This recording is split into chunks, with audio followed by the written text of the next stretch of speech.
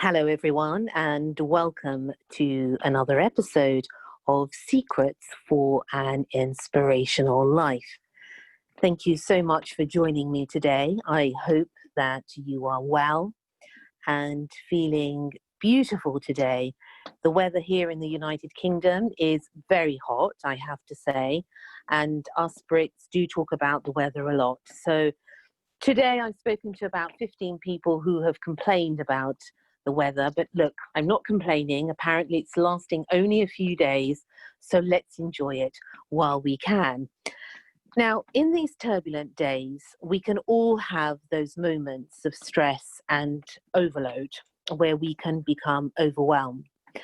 And we find it difficult to find that power within us to get us back up and face the world, especially in these times, let alone to aspire to reaching our dreams, whatever they may be. And it's also in times like this that we need to reach out and ask for help and advice. Whatever aspiration, whatever desire or dream that we have for a better life, whatever we are pursuing, we should strive to find those people that can understand our needs and professional help that can guide us along the way, because the journey is a very long one to do it alone, and we shouldn't be shy.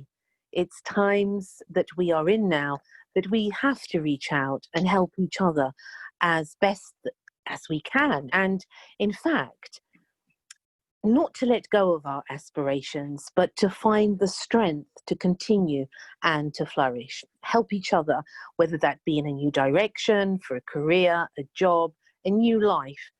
All we need sometimes is the wind of change to come. And I don't know whether you've realized this, I've always noticed this, that the wind of change happens when you least expect it, but always at the right moment.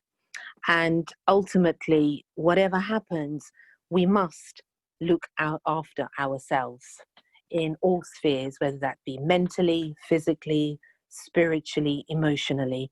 Let's not forget to look after ourselves. So today, on that note, I am very honored and very happy to have a extremely successful guest, and that is Raghav Parkash, who is one of the top high performance coaches and who coaches and runs seminars from clientele that have a various background, such as CEOs, visionaries, entrepreneurs, directors, business leaders, artists, therapists, lawyers, bankers. The list goes on and on and on. That is just to name a few. And Raghav helps he helps businesses and their owners eliminate stress and overwhelm and to perform better, to create more impact in their businesses and work. And he does that through all the various seminars and retreats, and also on a one-to-one coaching basis. And today we're very lucky to have him because he's going to share his precious knowledge and tell us a little bit about his life and his journey so far. So a very, very warm welcome to you, Rag. Thank you. Thank you for having me on your show, and it's a pleasure to be here. Thank you for being here. It's really an honor for you to come here and to talk to me and to, for the listeners as well. I'm sure there is so much that we're going to learn from you today. So tell us, how are you? How is life in your world at the moment? Yeah, I'm doing well, and similar to what you said earlier, I'm doing my best to soak up the weather as well, the sun. And the sun's wonderful when you've got time off to go to the beach or something like that. But when you're inside working and taking client calls and doing more, it's not as enjoyable. But I'm doing my best to just make the most of this time, because we're in a very, very interesting time. So one day at a time, and do my best to enjoy it and see where we go over the next couple of months. Yes, it in a way, it's like, I always liken it, Rag, to that we've bought tickets to some sort of fairground ride. I don't know where it's taking us, but it's too late because we're there and we're going on some sort of an adventure. And that's how I feel about life at the moment. Yeah, absolutely. I use theme park analogies a lot with my clients, largely because I'm not Do the you? Okay. roller coaster fan, but it does remind me of that we're almost in a queue now and it's too late to turn back because there's a line of people behind you and there's not long to go till you're on the ride and you're just hoping you enjoy the ride and you come off it not with ice cream down your shirt and as you do when you go on roller coasters. Yeah. So yeah, lots of fun stories I could tell you about, those experiences going to theme parks. But yeah, as you say, just just doing my best to be on the ride because as we spoke about earlier, I don't think anyone saw the lockdown coming into play and everything else is going on. So for me, it's just a time to step back and really do the doable, do what's in my control and actually reflect on how I can enjoy my life right now and even be better and do more in the areas of my life that are really important to me post the lockdown. So it's been a really useful time and great for reflection as well. Yes, a time for reflection. This is very true. Now, for the listeners, Rag, tell us a little bit about how your story began and what made you become the highly successful coach that you are today. Where did all that start from? So for me, and I think this is the case with a lot of coaches as well that I come across, that I rarely meet anybody that just wants to be a coach because they want to become a coach, because I like the idea of what coaching is. And that is true. That's definitely one reason I do what I do today. But what brought me to the point where I am today is I struggled a lot when I was younger. As a child, I went through a number of challenges and setbacks, and I really struggled with my mental health. So when I was 16, 17, I grew up with the pressure of coming from an Asian environment where there was this pressure to perform and do well in your exams and you got to succeed. And I really struggled with that. So as a child, I struggled with this pressure. And, I grew up in an environment where I didn't see my dad that much. I saw him for a couple of weeks every year. He'd always be away on business, coming back and forth. So for me, it was a bit of a challenging time. And when I was around 17, I really struggled with all this pressure and stress that I went into depression and I really struggled. I had such low confidence at that age and I struggled with my depression. And I developed an eating disorder as well, where my weight was fluctuating from one phase to the next. And it was a really horrific time for me. And, when I was in that space, I had no idea that I was struggling with mental health. I had no idea it was any of that. I just thought I was lost. I was stuck. I was a loser. I felt really bad about myself because even back then, and even now, mental health is becoming more widely spoken about. People are really in tune with mental health being a normality that we all struggle with. But back then, it's almost like I felt I was outcast and not a lot of people would understand what I was going through. So a lot of that journey where I've really struggled, and I was in such a horrible place in my life at one point when I was younger that I just felt I'd messed up my life, I'd failed, I just wouldn't be able to make anything of myself. And almost without realizing it, inadvertently, I'd turned my entire life around and I started to thrive. I went to a great university. I really, somehow went from someone who's struggling and lost and low confidence and had no self-belief and all these other things to actually being in a place where I really felt good about myself and I was doing really well. And I remember at one point, as I was leaving university, entering into the job market, my parents were saying, Raghav, you'd be a really great motivational speaker. You're very inspiring. There's something about you. You're a great speaker. I just really think you should look into it. And I'm probably guessing they had no idea I was going to take them seriously. They said that to me over dinner and had this light bulb go over my head. And I thought, there's something in this. And I researched this industry like crazy. And I saw motivational speakers, coaches, all these other sorts of things. And I just fell so much in love with high performance coaching. And that for me is, if I'm with someone right now, what can I do to help them get the most out of themselves? Because if I had this understanding that I've got now, I wouldn't have gone through half the things I went through as a child. I would have had a much smoother journey. So for me, I fell in love with high performance coaching, which is very real. It's a bit more substantial, like working with clients and helping them have insights, which profoundly and powerfully changes the way they look at the world. And that's what I do now. That's what I love. So for me, I just became so obsessed by this journey. And I thought, how can I learn more of this? How can I become better? How can I really be a great and effective coach that can help clients in extraordinary ways and in ways I didn't have? And that's what's led me to what I do today. That's quite a story.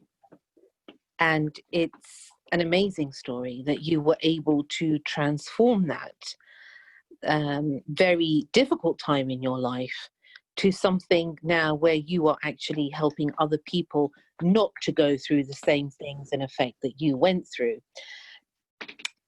Rag, what is exactly, for the listeners, a high performance coach? What's the difference? Because I read also somewhere that your clients, it's not for everyone, is it? And is that because you're very strict, or what is that? Tell us a little bit about that. So it's a really great question, because my definition of high performance has changed so much over the last few years. If you heard what I had to say about this 4 years ago to what I've got to say about this now, it's almost like you're listening to two different people. So for me, when I talk about high performance, it's how you can get more out of yourself than you can by yourself. Like how you can ensure you can get the most out of yourself in your life and in your business.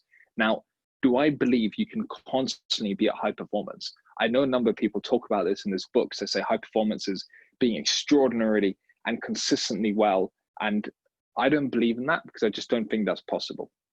I just don't think it's very human.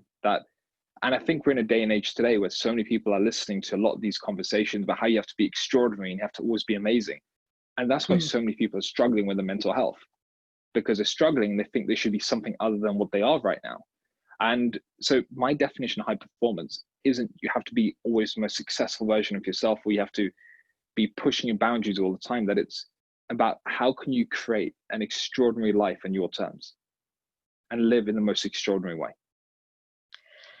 And does that encompass everything? For example, career, personal life, family life? Or is that just focused, for example, on your professional life? So for me, if I were to describe what I do with my clients, I help them reconnect with who they are and something that I call their genius. You know, their own instincts, their intuition, their intelligence. There's so many words that people use to describe it. Entrepreneurs use the word intuition. Because the thing is, with high performance, and this is my own journey, I came in thinking I needed to do all these things, be all these things, have all these things. And the truth is that I put so much stress and pressure on myself that after I turned my life around, I went from being struggling with my mental health to actually having more pressure because I needed to be successful. And what's important to me is that we're not setting an artificial level of success. We're not creating a bar about what we think success is, when in fact, that's not what success really is to us. That what we're inspired by is something totally different. So if someone is really inspired by their career, they can go and follow their career. But I've worked with so many clients who have this definition of success, but deep down, they don't want it. Deep down, it's what their parents wanted. Deep down, it's what they think they should do. Deep down, it's what they think they need. And in fact, when we strip all that away, my clients then get a real sense of what is success and an extraordinary impact going to look like to them. And when they connect to that, it's wonderful, because what I find is when they then become successful, they can have an astronomical impact on the world around them. So for me, it's almost about reconnecting with what's important to you and what is the impact you want to make in the world. What's the difference you want to make? If you can forget about what everyone else is doing and just really coming from a space of full ownership of who you are. So it's really, you know, when people say, well, you know, that person is successful and that person is doing well in life, people usually use it as a blanket term. Absolutely. And that is, you're very right there, that you say that is where people then begin to suffer with mental health and depression and anxiety, because it then begins the game of comparison. And that game of comparison is a dangerous one, because we're never going to be like anybody else. And what you and I might think of as successful, the person down the road is probably, can't be anything further than the truth. So how can we find as individuals the road that takes us to our own success? What is that success? Is it peace? What is it? You know, I just think it's looking for not direction, but looking at inspiration. So it's looking at what are the things you're most inspired by. And that would be the first thing that I'd say, that there's so many people out there in the world that you can learn from, you can be inspired by. So that for me was, people like Richard Branson, people like Lord Alan Sugar, people like Lord Karan Billamoria, who's founded Cobra Beer. I'm a big fan of a fan of his. And there's so many more people out there in the world that are doing such incredible things. And it's just being inspired, but not just inspired by what they're doing. That's where people go wrong. They think I need to create that success. It's not that. It's almost a deeper question that I work with my clients on, which is who are they being? Who are they being in the world? That's where you can get a sense of what really inspires you. So someone else I love is the Indian cricket captain, Virat Kohli. I'm a big fan. I'd love to actually meet him. I'd love to coach him, in fact, just because of who he is in the world. Like he finds something he loves and he's committed and he throws himself in and he plays all out, and he doesn't focus on artificial success. He focuses on what can I give? That's a space to come from. And that's what's even more powerful. So how you figure that out for yourself is, number one, give yourself time and patience. It's playing the infinite game. Success isn't created by having all the answers right now. Because the truth is no one has the answers. I don't have the answers. I don't know what things are going to look like in the next 2-3 years for me. And people think, well, Rag, you're a coach. You got it all mapped out. Well, no, I'm just really good at making it up. I just look like I'm confident, but I'm just making it up. Like I don't actually have the answers. No one has the answers. As Reid Hoffman famously said, an entrepreneur is someone that jumps off a cliff and builds their plane on the way down. Your expertise isn't having your plane built, it's building your plane as you go along. So it's playing the longer term game, which is giving yourself time to figure things out. The second thing is throwing yourself into opportunities right now.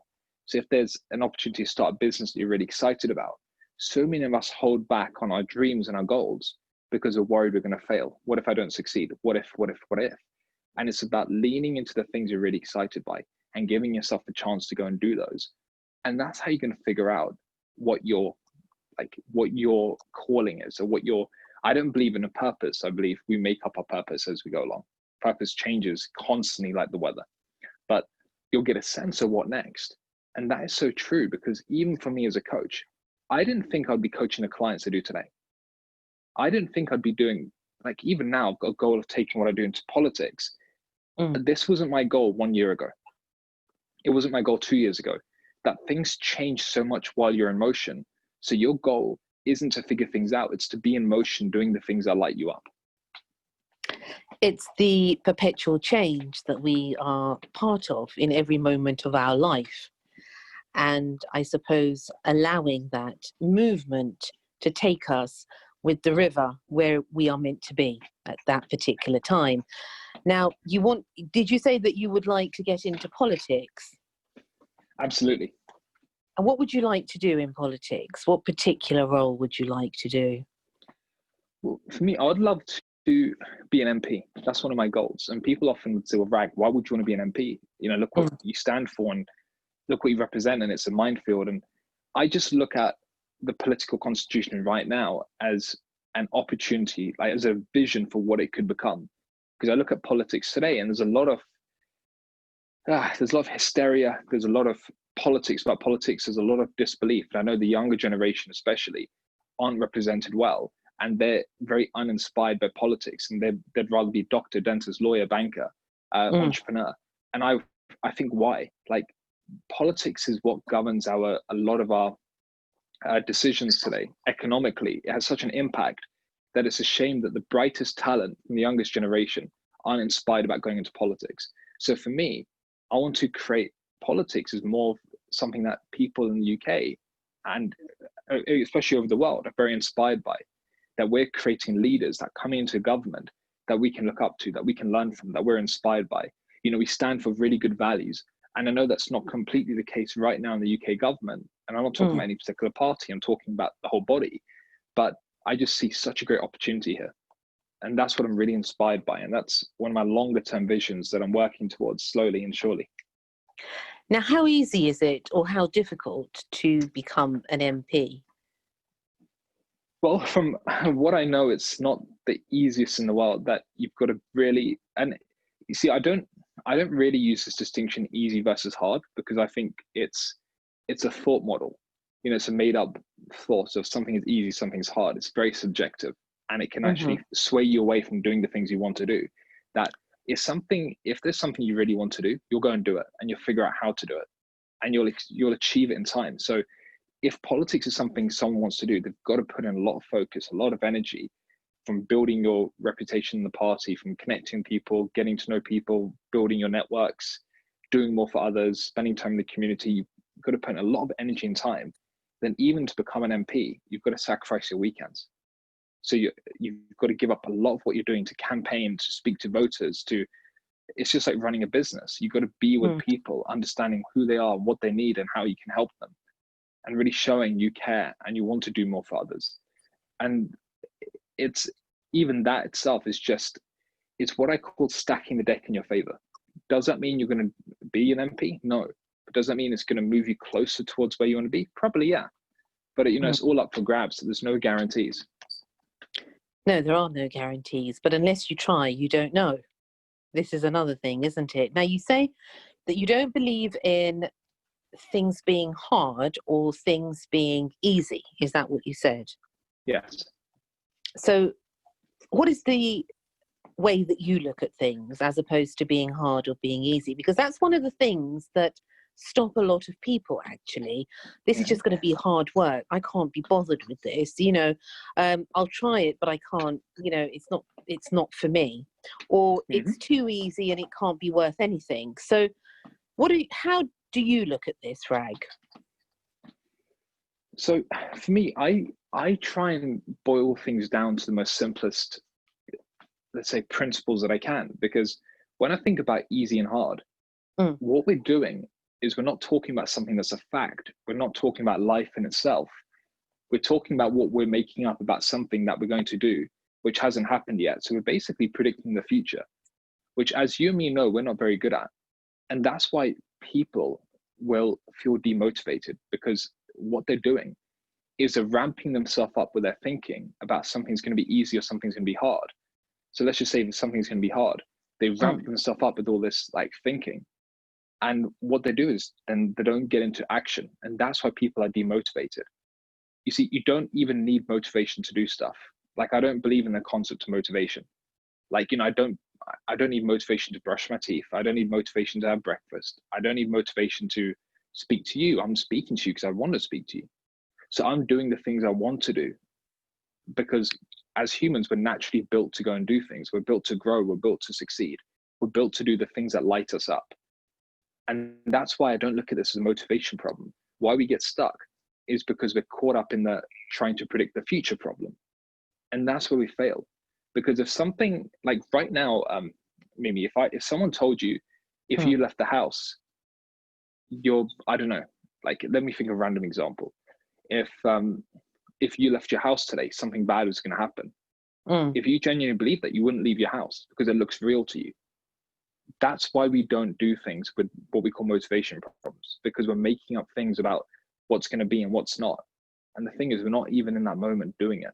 That if we give ourselves a chance just to go and do something, we'll be in the moment, we'll be doing what we need to do, and we'll be succeeding in it.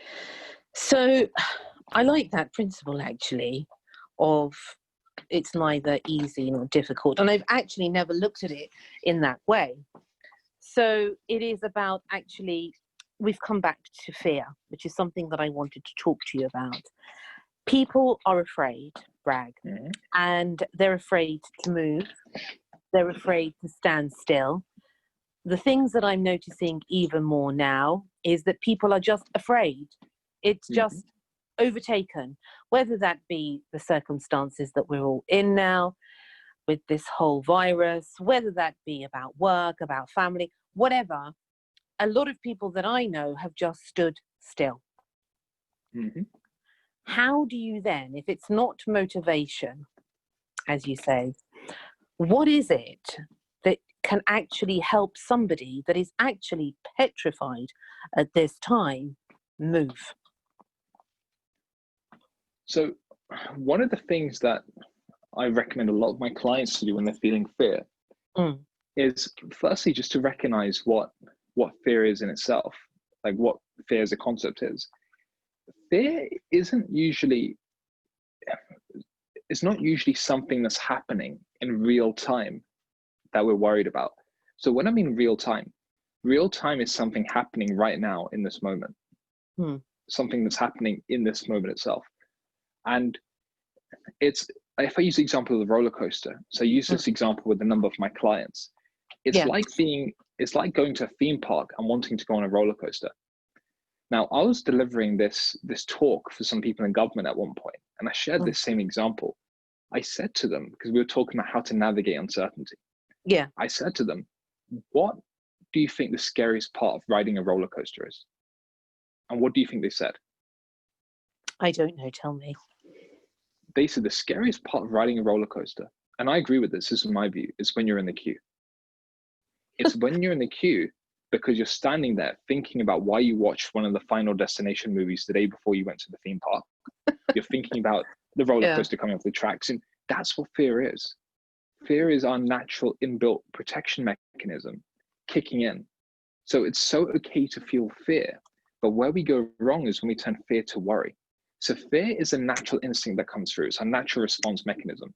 It's like when you're hungry, you're going to feel hungry. Then you eat, great, the hunger goes away. Fear is natural. And if you don't do anything with fear, what's going to happen is the fear will melt away because you can't constantly be scared.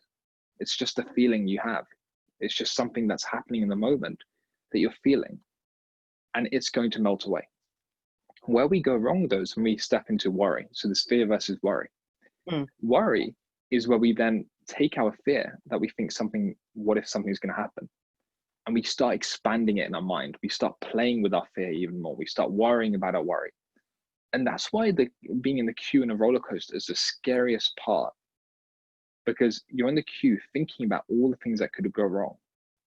But when you're actually in the roller coaster and you come off it, you've probably had a really good time and you've enjoyed yourself. You've had a great, and especially with me, I come off the roller coaster and I'm saying to my friends and family, wow, that was great. Let's go and do that again. Because the event itself is amazing. The event itself actually can be okay. We can work things out when we're actually in the moment in real time. But why we struggle with fear is we're not in the moment in real time. We're thinking about all the things that could go wrong. And that's what we're feeling. We're not feeling something that's happening. We're feeling something that we're making up about the future. Well, as I said to the guys in Parliament, it's not uncertainty that scares us. It's what we think about uncertainty that scares us. Give me an example. So a scenario. A great example is, and I see this a lot with entrepreneurs, is something along the lines of, well, Rag, I'd love to do this, but what if I fail? I'd love to do this, but what if it doesn't go well?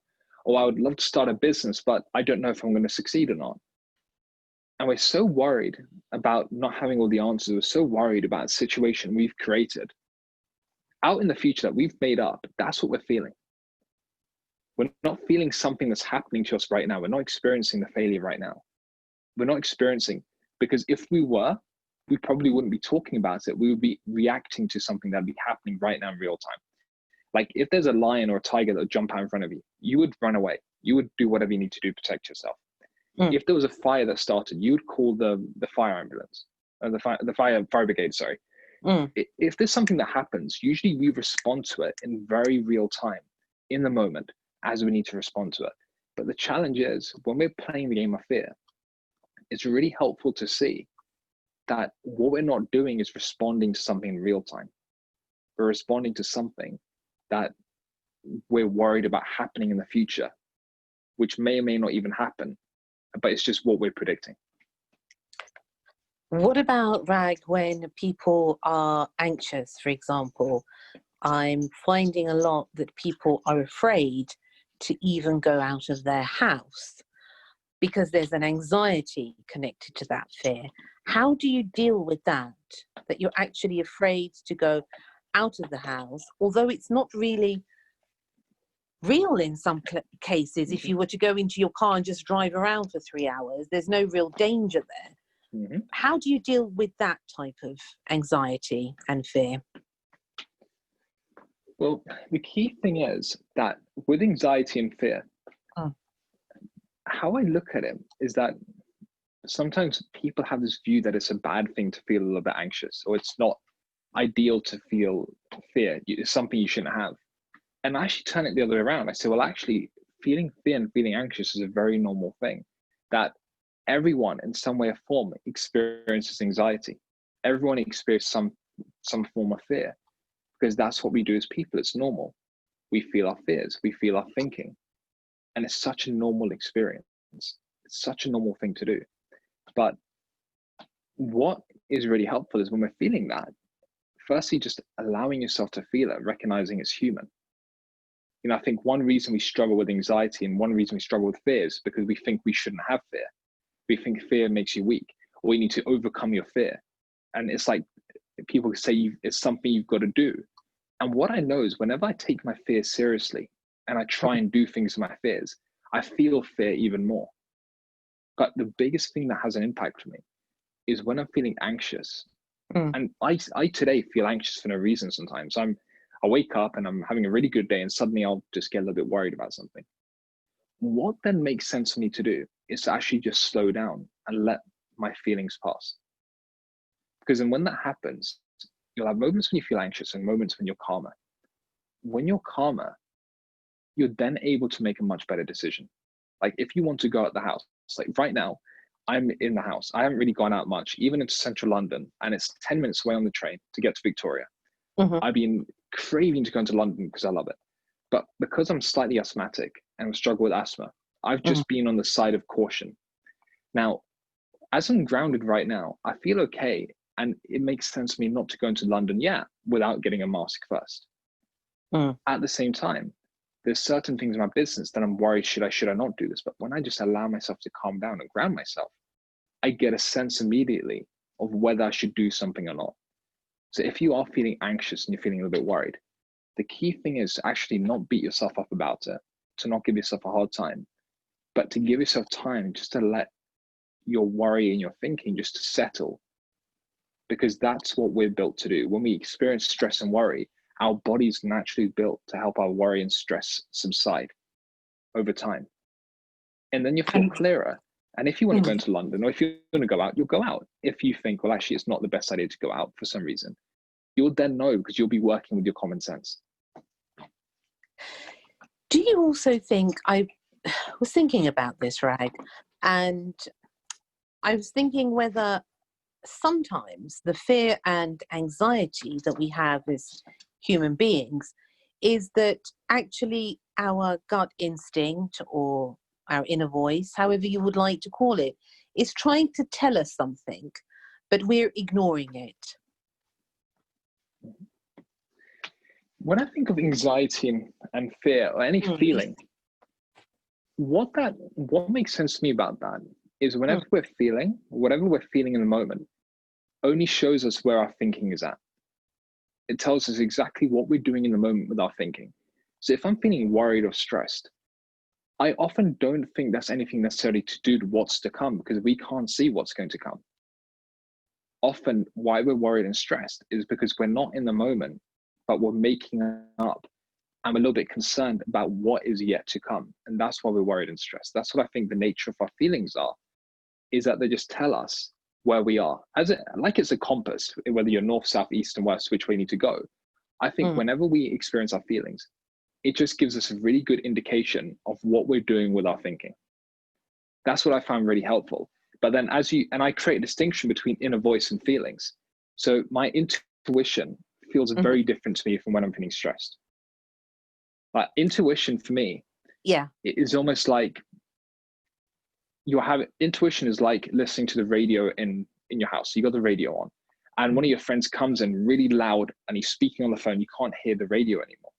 So what it makes sense to do is to tell him to, either go into another room and take his call. And as he does, as you're no longer listening to all the noise of your worry and your fear, and that passes, you can then listen to the radio again because that's always playing.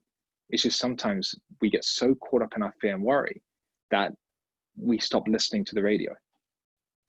The radio being our intuition. Our intuition, yes. Is that something that you follow a lot, would you say? For me, absolutely, because I think we're constantly living with our intuition. Like we're making thousands, people don't see it this way, but necessarily because we're not taught that this is the nature of who we are and our performance and our life and how we run businesses so well. But if you think about it, we make thousands of decisions every single day. We make hundreds and thousands, from what you're going to do, what you're going to eat, who you're going to speak to, what's going to come next in your life. That automatically, we're really good at making things up. We're so good at making up what we're going to do next, what action we're going to do next, what we're going to say, which person to speak to, what business to run. That we make business decisions on autopilot. We make life decisions on autopilot. That we're so good at navigating the unknown because that's what we do on autopilot.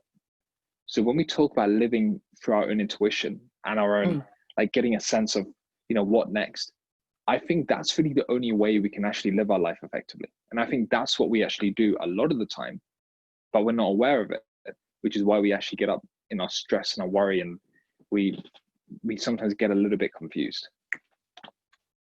Yeah, because I think that for me anyway, if I don't follow my gut feeling or my intuition, I call it my heart also, I have to say, I always go wrong, because I know really deep down I have the answer to everything. But, like all of us, we're human and we forget, and sometimes we're afraid. But I think fundamentally we know what is right for us and what is not right for us. And sometimes we need a reminder, don't we? Yeah, that's it. And I think, when we're in times as well where we're not really sure which way, and I'm sure your listeners will be, thinking this as well, that, well, I don't know what I need to do right now. Yeah. That is a very normal thing to do. That's a normal place to be in, because how many times have you said this to yourself? Oh, I just don't know what I need to do next. Oh, I'm not sure how I'm going to figure this out. I'm not sure. I'm not. How many times have you been in that place yet still you've managed to figure it out and you're in this place again where we're saying, I'm not sure what I'm going to do next? That's because sometimes in moments you won't know what you need to do next, because you can't always know. Life isn't a flat curve on a graph. Life is, very hilly. It's ups and downs and twists and turns. And there will be times like now, I think nobody knows what's going on, but we're able to figure things out if we can just give ourselves some time and patience. Yes, patience. And what advice would you give, Rag, to people, like you say, that are out there now that say, I don't know where to go from here. I don't know what to do with my life. So all I would say in a way is, number one, just keep doing what you're doing, keep going, because not knowing isn't actually a problem. This is going to sound so counterintuitive, but when I came into the work of being a coach and I started doing this work 8-9 years ago, I always felt I needed to have all the answers I needed to know. And what I was doing was confusing that with making noise for the sake of it. So I'd be telling myself to do actions for the sake of doing it. So I'm always in action and I'm always doing stuff. Now that's not a problem unless you're going in the wrong direction. You see, doing things and moving forwards is helpful, but if you're moving forwards in the wrong direction, it doesn't make any sense. Yeah, it's very true. You're just heading in the wrong direction. Like it just doesn't help. It doesn't help you. So it's about actually recognizing not knowing isn't a problem.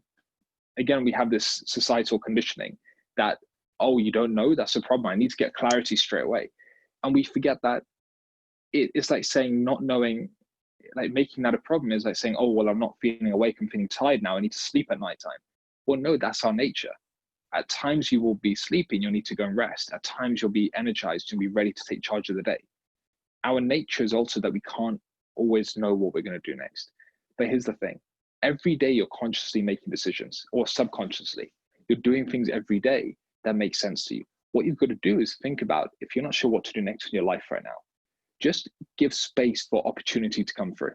Give space for ideas to come through, because ideas are an inevitability. Ideas are inevitable. So if you allow yourself to, ideas will come through to you in time, because you've always figured it out. And you will get a couple of ideas of, I could do this next, I could explore that. And the key is to then act on the ideas while you're living your life. Or if you're not sure and you think, well, I've got no idea what I want to do next, look at what inspires you. Look at the things that light you up, that excite you, that give you a good feeling, and then go and follow those and do those things. And you will get some more clarity.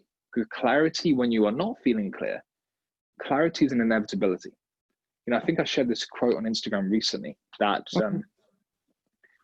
I think clarity always follows uncertainty. Clarity always comes after uncertainty. So knowing always follows the not knowing. They're very wise words, actually. That's very true. And how can we facilitate that space for clarity, Rag?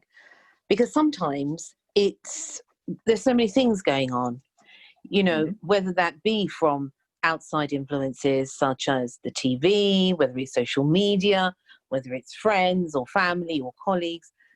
How can you distance yourself enough, possibly daily, to gain that clarity again?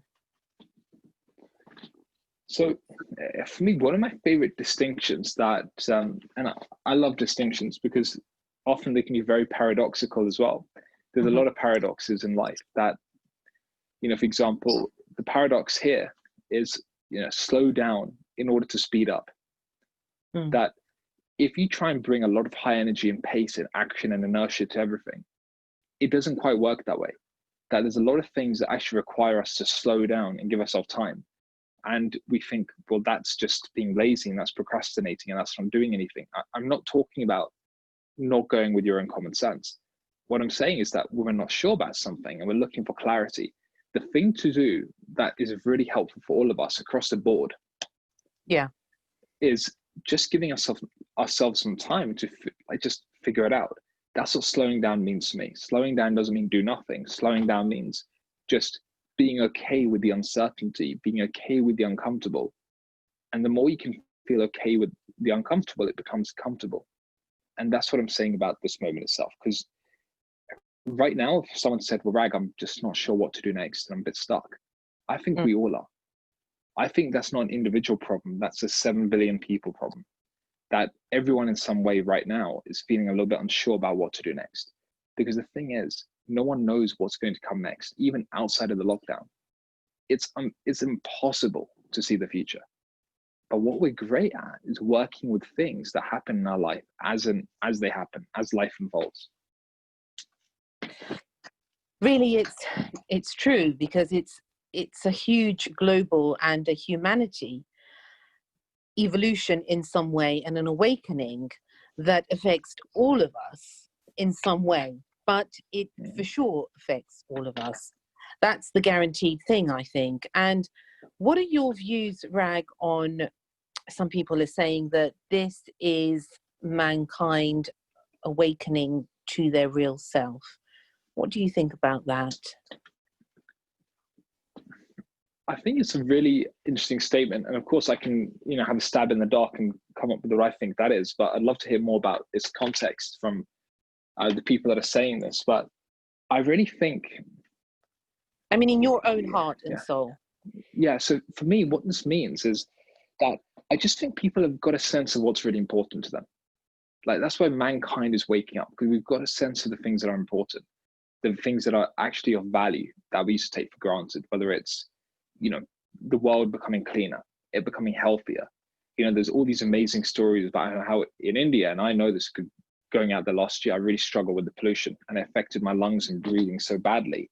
But there's all these reports now about India becoming cleaner. You can see the mountains from cities for the first time, and you can see all these amazing things happening around the world, that I just think, because we're now slowing down, we're coming back to our nature as nature is intended. And I think a lot of our life right now, it's built going away from the nature of humanity. A lot of how we live. If you look at things like even in the previous, the old normal, I wouldn't really say that's a new normal to aspire to go back to, because I don't feel as healthy. I think people are more struggled. They're struggling more, stressed more, under more pressure. And the thing is, it doesn't have to be that way. It really doesn't have to be that way. And I think there's a lot of noise from the media and the hysteria and more, and they have their own agenda, but it just doesn't make any sense. That the new normal can be very different, and it can be the sense of connection people are getting right now, because they've slowed down. They're more in touch with their own hearts, they're more in touch with their families, more in touch with their loved ones. They're really evaluating their life. Like, when you do something like that, only good can come through, but also not just a deeper connection.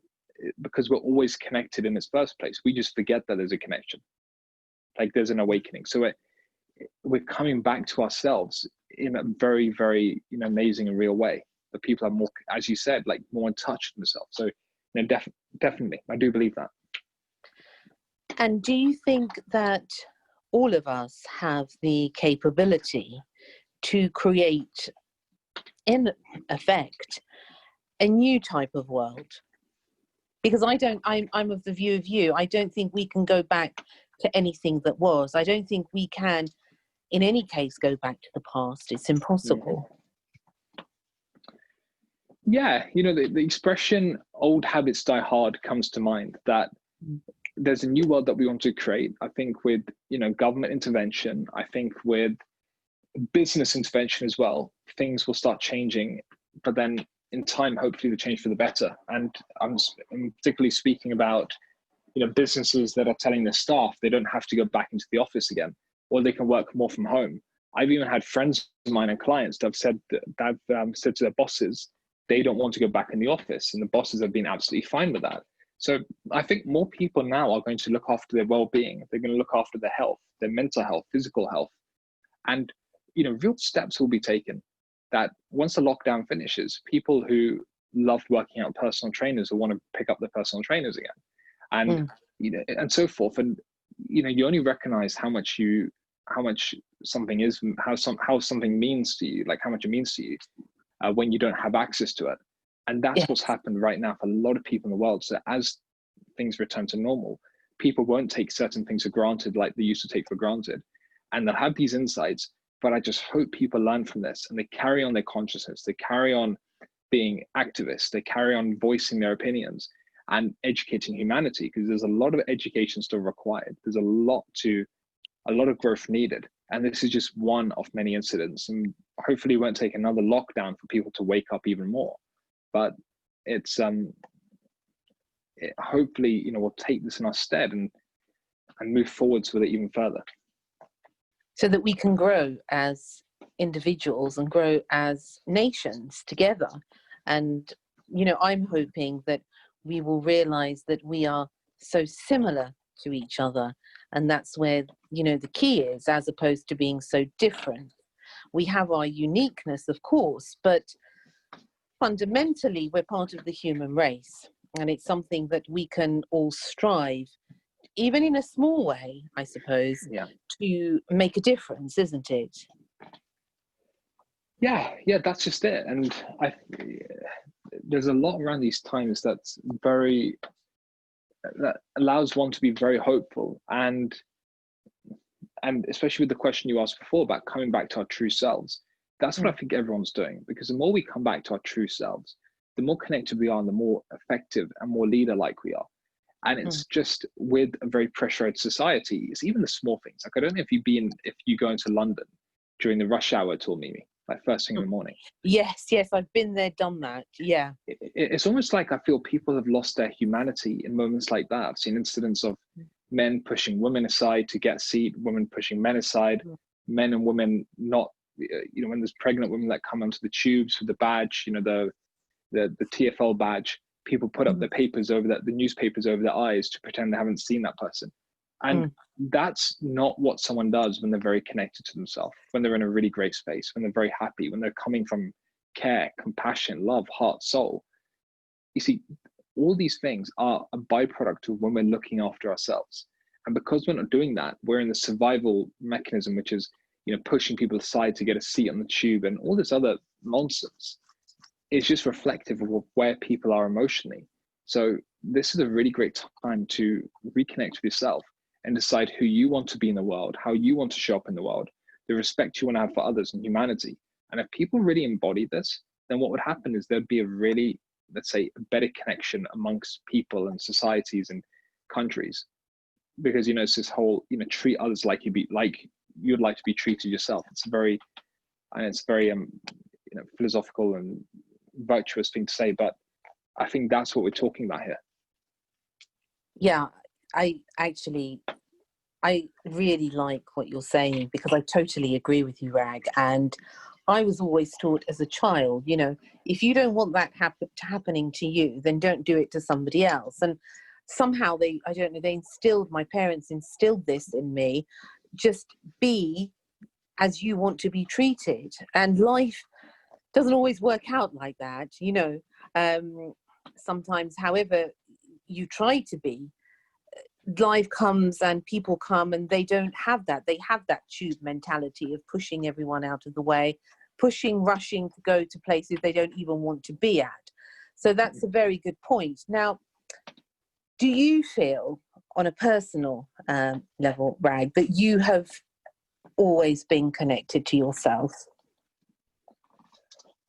I think on a personal level, yes, but there's times I forget it because I don't think anyone can be disconnected from themselves. I think, you know, we're always connected. We just forget that we don't. It's just in the same way. If like random analogy that's come to mind, but it's like the light bulbs in your house are all connected to the same circuit. It's just sometimes we forget to switch the switch on, to flick the switch on. That we're always connected because we always have a sense of right and wrong, and it takes something big to happen, like Grenfell or what's happened with George Floyd, for the world to suddenly wake up and be in shock and awe and sadness and love. And you know, I share the same example about Grenfell Tower with people that, you know, I've said to audiences, what's the first thing that went through your mind when you heard about Grenfell Tower? And the words love, compassion, sadness, because that's how much people really care. That's how connected the world is. But sometimes it takes a big event, like a big shock, like a big blast, to get people out of their thinking and, you know, back in touch with some of the things that are really important. And in this sense, the lockdowns allowed us to do that. But this is what I challenge my clients on, that if you really want to get the most out of your business, imagine how coming from this space would allow you to do that. It would free you up more. It'd allow you to have a bigger impact. You'd be more remarkable, more extraordinary. You'd touch more people. You'd have better word of mouth. You know, the list goes on. So it's hopefully it won't take another lockdown to do this, but the lockdown has allowed people to just really, you know, connect to themselves and think about what's important. Has it made you rethink about your life and your professional career at all? So for me, definitely. One of the big things that's come out of the back of the coronavirus is me taking a step back and looking at who do I want to be in the world. And it's been so useful because I look at the old normal for me, and that's not what I want the new normal to be. For me, I want to keep doing what I'm doing, but with more fun, with more play, with more passion, more energy, more excitement. And even in my relationships, I was saying to my other half that I want to be spending more time with her. I want to be spending more time with loved ones. I want to be doing things that just fulfill me a little bit more and not be too serious all the time or all one way about work and business. That it's really helped me to see, how do I want to experience my life? Yes, to see what difference that you want to make in your life. And whatever you decide, I suppose if we all decide to make some difference, it affects those directly around us, doesn't it? Absolutely. It has to. It has to. And I spoke to someone the other day, Rag, and they were saying to me, I'm looking at everybody now. I can talk to everybody now. And it was a friend of mine. And I said, what do you mean you can talk to everybody? You talk to everybody anyway. And she said, no, she said, because she's very shy, actually. And she said, I'm now looking at everybody as if they're in their pajamas. And I said to her, why? And she said, because in a way, everybody's at home and they're in their pajamas. And they don't seem so frightening now because we're all somehow in the same position. Yeah. You know, but, you know, everyone's individual circumstance is different.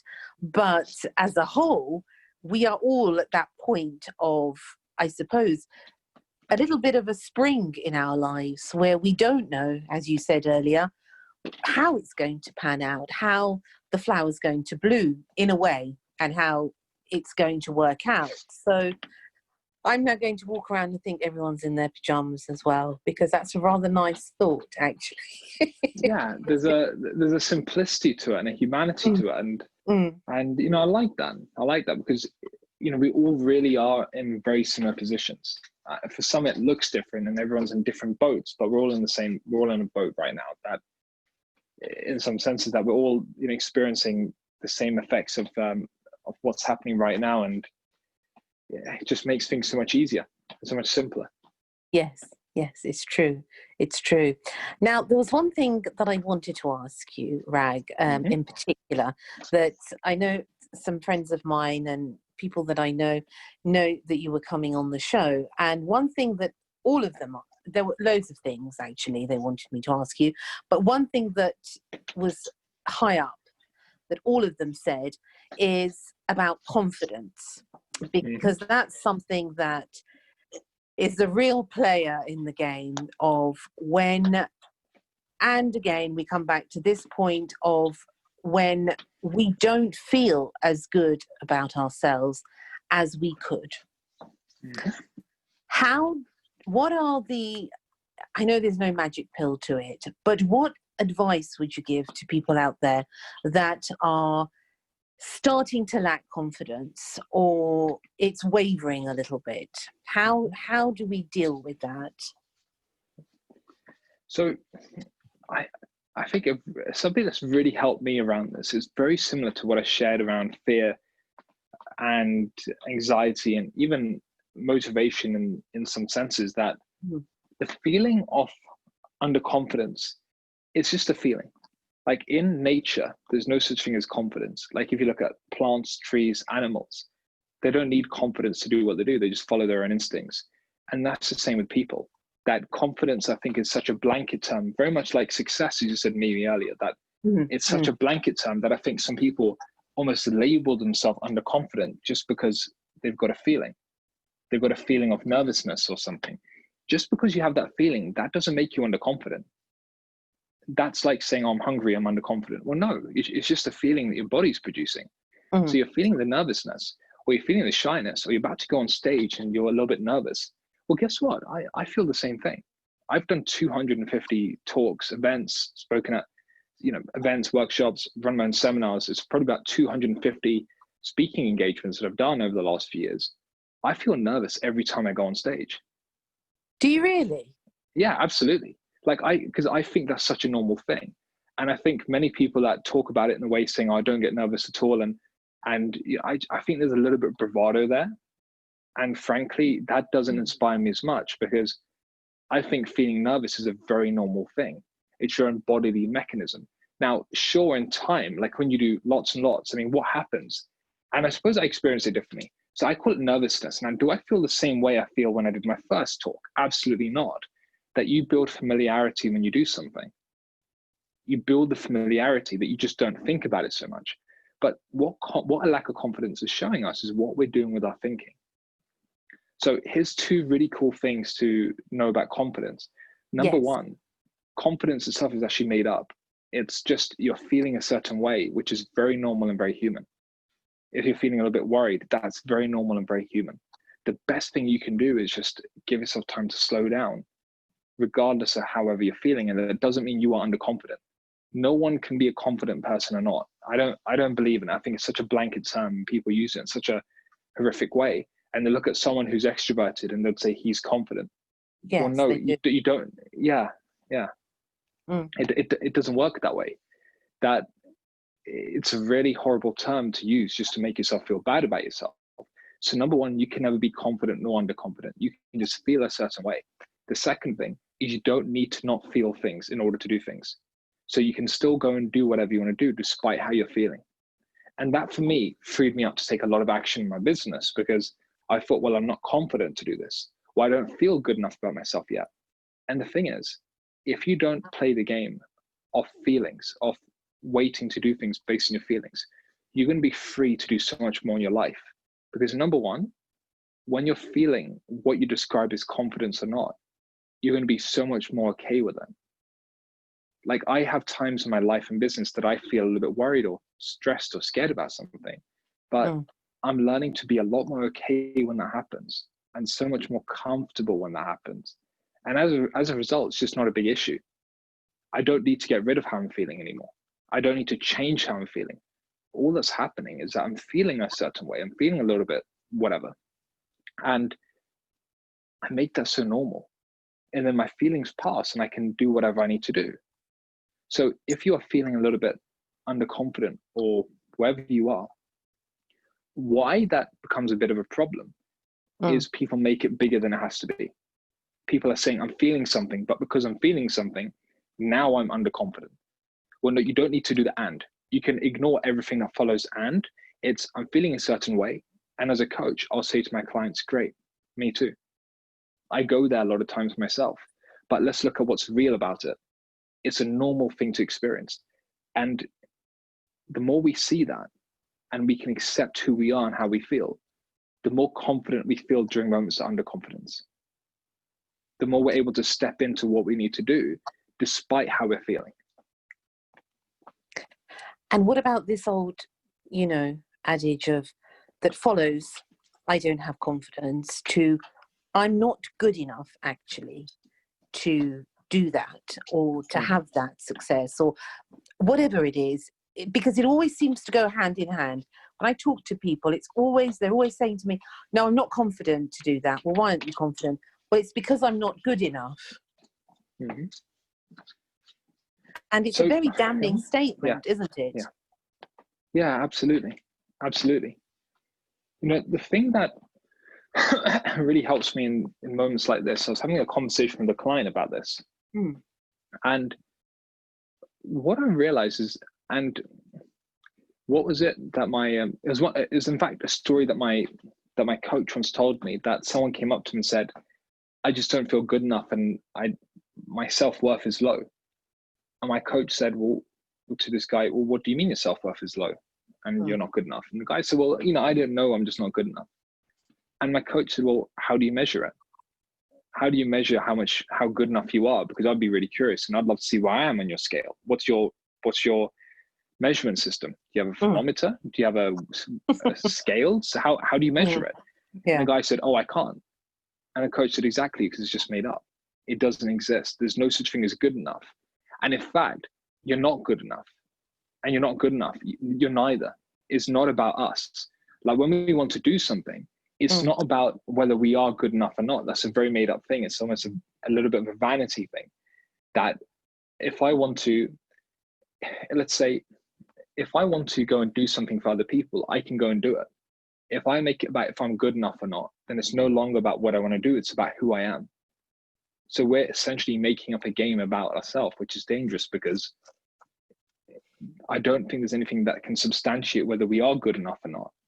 So when we're not playing that game anymore, what then becomes really amazing is we then start focusing on, well, okay, if it's not about me, then what is it about? It's about the impact I want to make.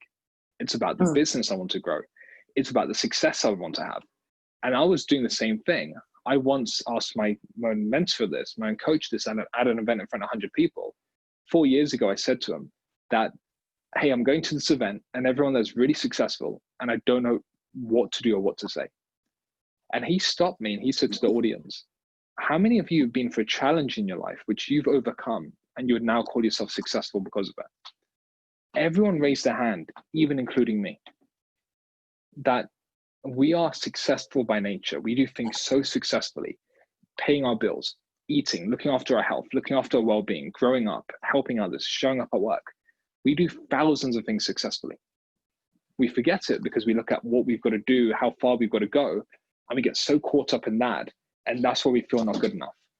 Because whenever you're caught up in the future and trying to work out how and what you're going to do, you're always going to feel like you're losing because you're just not there yet.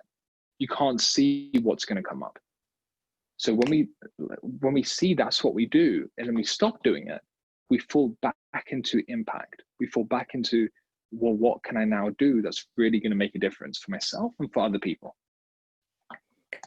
And not worrying about the future. Yeah. But living in the present moment, which is so difficult, isn't it, at times for people, because we all have that of where we sometimes tend to live a little bit in the past at times and reminisce, or we tend to look at the future and we start to worry about, as you said, things that may never actually happen. That's just it. Absolutely. Made up events, what if? Absolutely. What if? The most dangerous two words, I think. What if, what scary if? words. scary words. Now, Rag, talking about challenges personally and professionally, a lot of people go through them at this time. What advice and tips would you give to people right now that are suffering in some way, whether that be personally or professionally? Mm-hmm. What I would say is do the things that make sense to you right now. There's going to be a lot of noise around the world, and I'll spend a little bit less time being very in the noise and what people are saying and other people's opinions, because the thing about people's opinions, they're just opinions, even including mine right now, that it's just an opinion. It's made of air. It doesn't mean anything. What is going to land is doing what makes sense for you. So if you're struggling right now, the first thing is be patient with yourself, be kind to yourself, because it's a very normal thing, again, to go through times of struggle. You know, I say this a lot, even to my clients, that struggle is a part of the game. That it's, if we could play a game without us failing or struggling, we wouldn't be playing any games. It's a part of the game. It's part of life. It's part of business. It's part of, you know, I'm a golfer. You know, it's impossible to play golf without hitting a ball occasionally into the woods, or losing a ball, or playing football without ever losing a match. It's just not possible. That struggle is a part of the game. So what I'd say to anyone struggling is just give yourself time, be very kind to yourself, and again, the distinctions, or the insight, slow down to speed up, the paradox rather, that's really helpful right now. So the thing too is just slow down and just give yourself some time and space, like mental space, and what will come through, some ideas and things that you can act on that are going to make a difference for you. Whether it's stuff or things you can do in your work, in your job, in your life, in your business. If you give yourself time, you're going to be able to settle and then work out what you need to do next. Be gentle with yourself. That's it, absolutely. And it's not about pounding yourself and beating yourself up, because sometimes I see that a lot with people where they beat themselves up over and over again, but that doesn't work. I've always seen that kindness works best. Yeah, it's I read this chapter in a book by Steve Chandler. I love this. This again, another great example here. That even in my coaching, I don't believe in this, you know, no BS coaching that some people have, where you just very high flame and, you know, beating people up metaphorically, and, you know, harsh accountability. And I don't believe in that, because if you look at the example of a dolphin, and again, look, I don't believe in aqua life and theme parks and all these theme parks that have all this wildlife and dolphin. I just believe it's against nature and humanity to do it. But absolutely. If you look at, even then, if you want a dolphin to jump for a hoop, this is what Steve Chandler talks about. If you beat it with a baseball bat, you're not going to get it to jump for a hoop. You may, but it's not going to help. If you feed it fish, it's going to jump for a hoop more. It's conditioning, it's training, it's love, it's acceptance. That's what helps the dolphins do more of that. So that's what I would say to everyone in this time, that beating yourself up doesn't actually have any return on investment. You know, we think if I beat myself up, I'm going to take this more seriously. I'm going to consider this better. I'm not going to make this mistake again. Well, in fact, all you're doing is you're stopping yourself from learning effectively. You're stopping yourself from insights landing, and you're just being really harsh to yourself and ruining your day. That's all beating yourself up does. And what I find is when things don't go well, you can give yourself time to recalibrate. And that's when you're more effective. Very good advice. Very good advice. And what book was that, Rag? I think that was 100 Ways to Create Wealth. It's a really good book. In fact, I know money is a big thing for a lot of people, including me, as in like breaking your understanding and blocks around money, or clearing up your understandings, misunderstandings and blocks around money. And it's a great book, because as my coach himself said, that it's the one book he wished he read right at the beginning, even at his early years after university, coming out, early 20s. That's the one book I think everyone should read, because it's so insightful. And that's by Steve Chandler. Yep, Chandler, Chandler, Steve Chandler. 100 Ways to Create Wealth. 100 Ways to Create Wealth. That's a good little gem there to have. Now, Rag, have you written a book? Not yet, but funny enough, I was up last night planning out my book, because I've always said that I will write a book. I just haven't had any ideas that land for me, you know, something that really fills up my message, but something's coming together for me.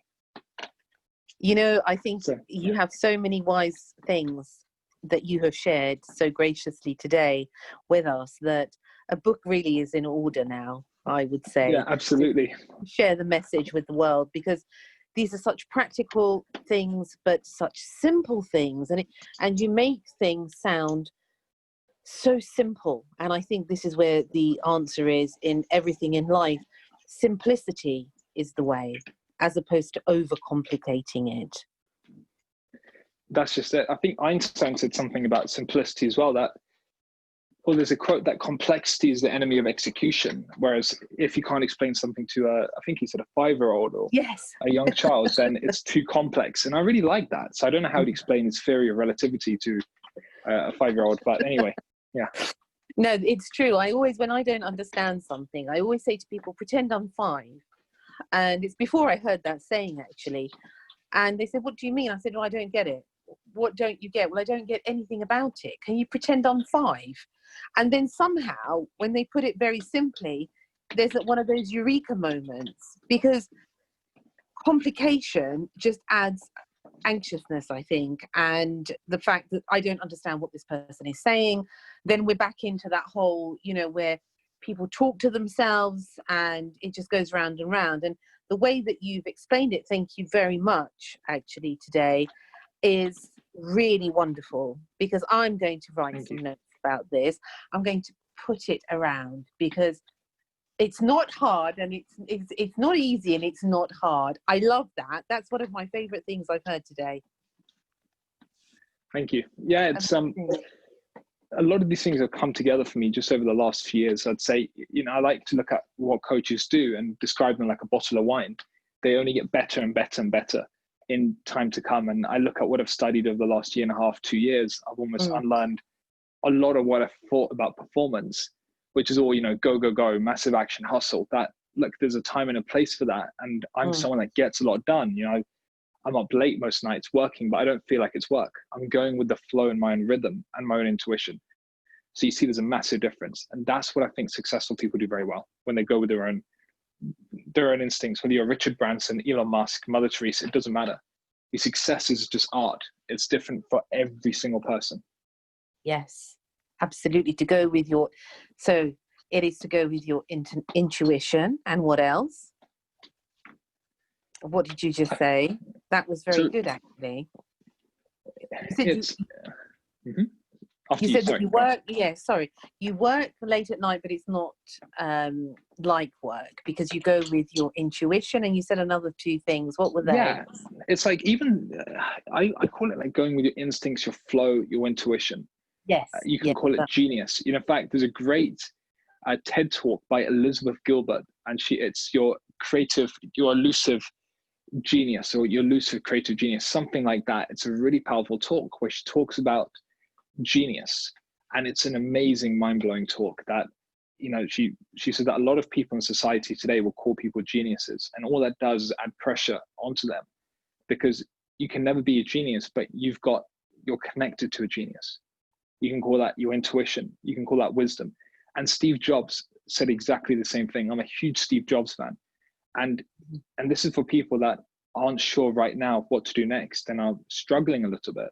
Steve Jobs famously said that you can never connect the dots looking forward. You can only connect them looking backwards.